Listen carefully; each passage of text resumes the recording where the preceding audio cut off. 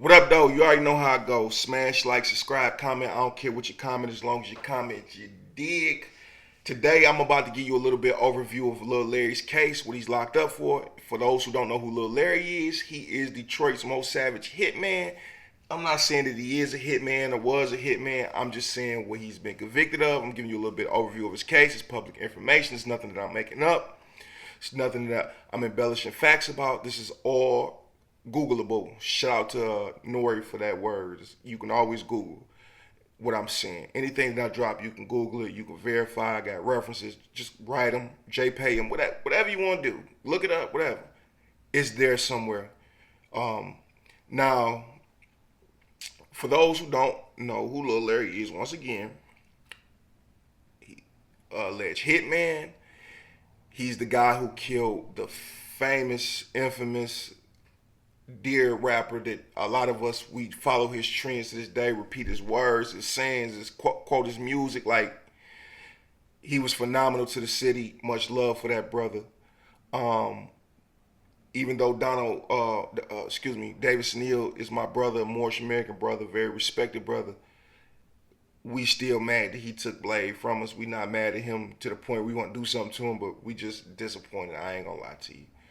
Um, Blade Icewood, man. Blade Icewood was that guy, and we all know his story. But just give you a little insight on what the brother, uh, Lil Larry, aka Donald Eel, aka Davidson Eel, is locked up for.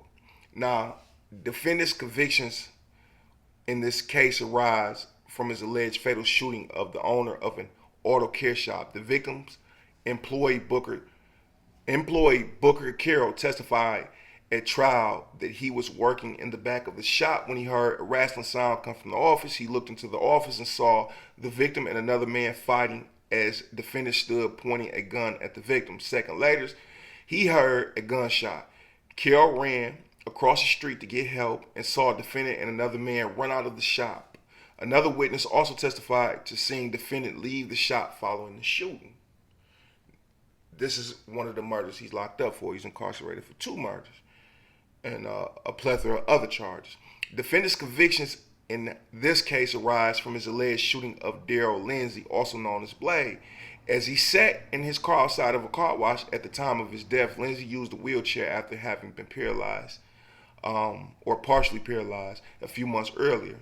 Defendant first argues that the trial court erred in admitting pursuant to MRE 404B evidence of a prior home invasion during which defendant allegedly obtained the firearm used to shoot Lindsay, and testimony for two men regarding defendant's alleged statements about Lindsay made in the barbershop a few weeks before he was killed. Now, if you're following along, we're talking about somebody getting robbed and killed, and then we're talking about a home invasion. I said he was in there for a plethora of other charges also. At trial, the prosecution presented testimony establishing that defendant and co-defendant, a guy named by the name of Thomas, they never said his full name, probably for his safety, but defendant and Thomas committed a home invasion against Rodney Dwayne Harrison and his wife, taking a .45 caliber weapon from the home, which was recovered from defendant's home in Texas after Lindsay was killed, and was determined to be the weapon used in the shooting. So I guess Blade Icewood was killed, and that's Lindsay. Darnell Lindsay's Blade Icewood. I guess he was killed with a .45. So that's how they added that up. The prosecution also presented testimony from Marcus Johnson, the owner of a Detroit barbershop, that 2 or 3 weeks before Lindsay was killed, defendant came into the shop and described how he and another person put Lindsay in a wheelchair. So I guess they shot him the first time too, because Blade was already paralyzed. He already got shot. It was already an attempt on his life. Um, like they said, 2 or 3 weeks before Lindsay was killed, defendant came into the shop and described how he and another person put Lindsay in a wheelchair. Defendant also said that he was going to get Blade. Johnson observed a black handgun in the defendant's possession. Roger Forney, who worked in the barbershop, testified that the day before Lindsay was killed, defendant discussed the prior shooting of Lindsay, indicating that he did not shoot Lindsay, the other guy did. Forney also testified initially that he saw a defendant with a black handgun later. He said that the defendant told him that he had a gun, but Forney did not actually see it. Wow. You can't be talking to just anybody out there, y'all. Harrison testified that defendant followed him into his home, pointed a gun at his head, and threatened to kill him. This is about the home invasion. Thomas later told Harrison to sit on the sofa and threatened to kill him if he made a sound. Thomas kept the gun aimed at Harrison's head while defendant searched the house. After a third man came into the house, the men put Harrison on his stomach. Sixth, the trial instructed the jury transferred intent on aiding and abetting, and I guess that's the case that they tried to charge the other men with.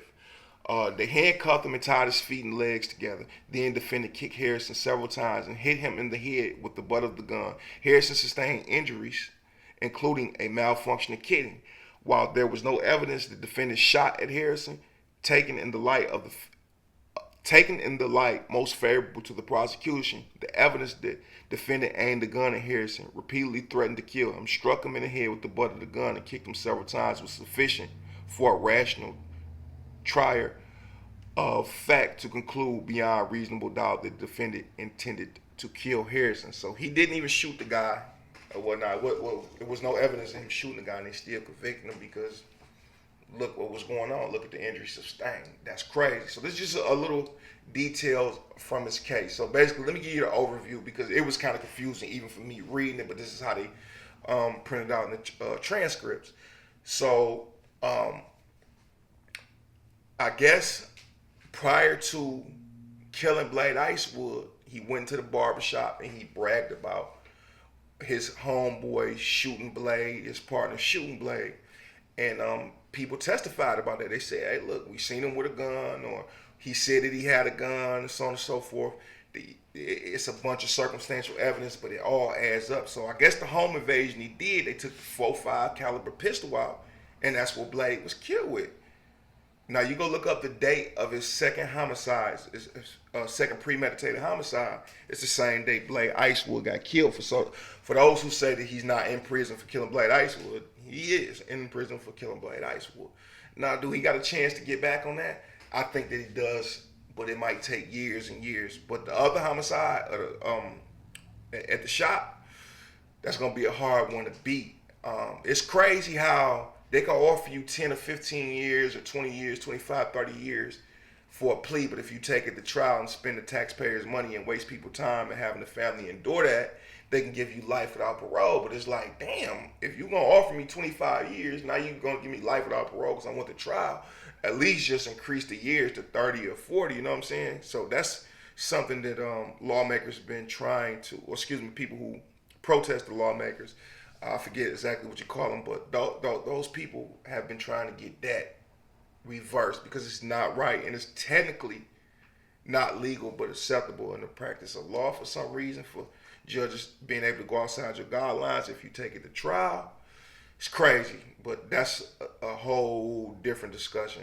If I was you, you just stay up out the situation. But anyway, it was a story that a lot of East Side guys told about Lil Larry, and it was all similar about him.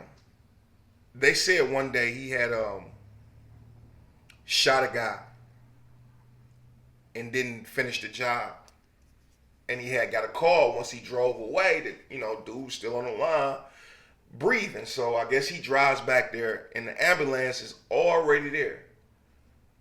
So he tell the ambulance people to leave. They don't leave.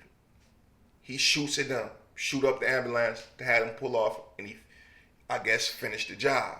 That's crazy, right? Everybody knows about this story. I don't know if it's just a rumor or if it's true or not. It's alleged. I'm not saying it's fact, but this is what they tell about him. This is the type of stories they tell, you know what I'm saying? And in prison, you would think because he killed such a prominent rapper that all of us loved and idolized, you would think that people would be trying to take his head off. But no, they got respect for Lil Larry. Something crazy. Lil Larry went to the hall one time and he came out, or he got transferred to Chippewa prison. When he came to prison, they put him right in the hole. But when he got out, everybody already knew he was in the hole. He didn't have to really even send word out. I guess somebody left and let the yard know, and then the rumors and the folklore spread it like crazy. When he came out, that was one of the few guys that I seen get love from Bloods, GDs, Moabites, Vice Lords, everybody from the east side of Detroit, everybody from the State Fair area. What's up, Lil Larry? Lil Larry, what's up? What's up, Mo? What's up, Lil Larry? What's up, Blood? What's up, Cuz? What's up, Lord? Hey, bro.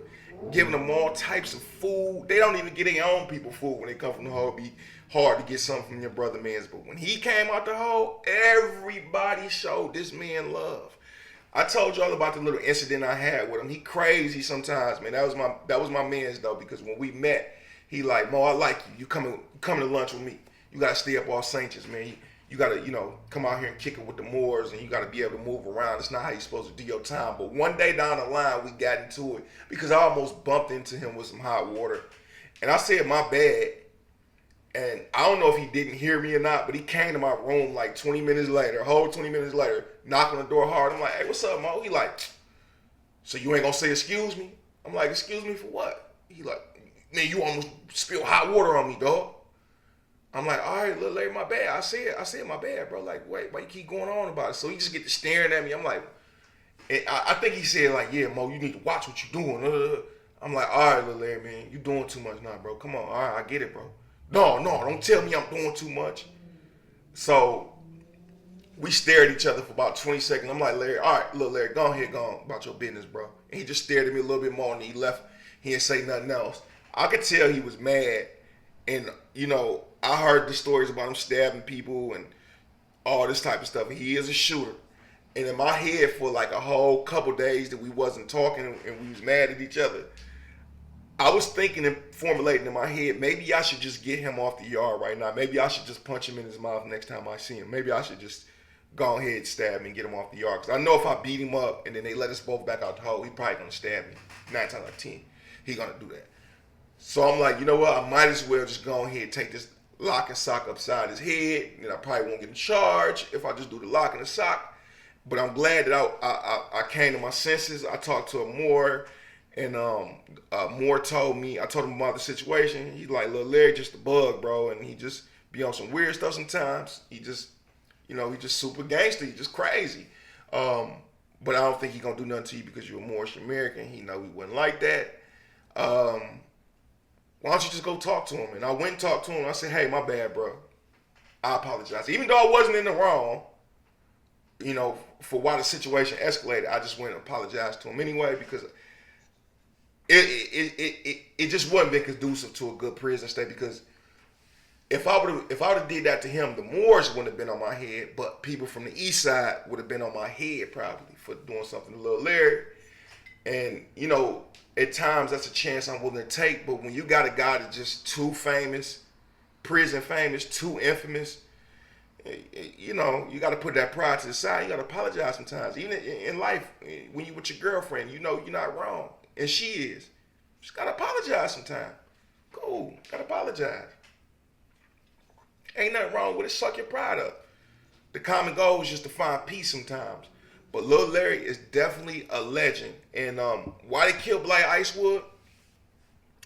From what I read and from what I hear from my East Side guys, they was all over the name of the street lords. I think it was like he was using it first.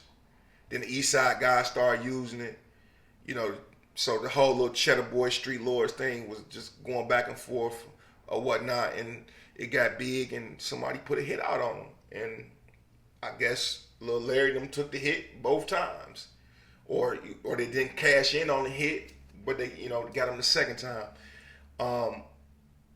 Blade Icewood said a line, I was laughing the night your little boss got flamed. He was talking about Wipeout. Wipeout, I guess, got killed to an unrelated incident over a chain that he couldn't get back that one of his homies took, and they got him instead. A lot of rumors, a lot of folklore, but I'm going to bring a guy on that know about the whole situation and get him a bigger platform because he did a video on it and it didn't get a lot of views, but I'm going to have to definitely get him on so y'all can go to this platform and hear the story more in detail about it. And I definitely want to see him grow because he's another Detroit guy. He not doing what I'm doing, but he doing something similar to like Al Prophet, and he getting up and started. So I want to see him go, y'all. So I thank y'all for all y'all support, man, all y'all blessings. Please make sure y'all hit that Instagram. Please make sure y'all hit that Facebook business supporter page and continue rocking out with me like y'all do. Thank y'all for all the Cash App donations. I appreciate y'all. Peace.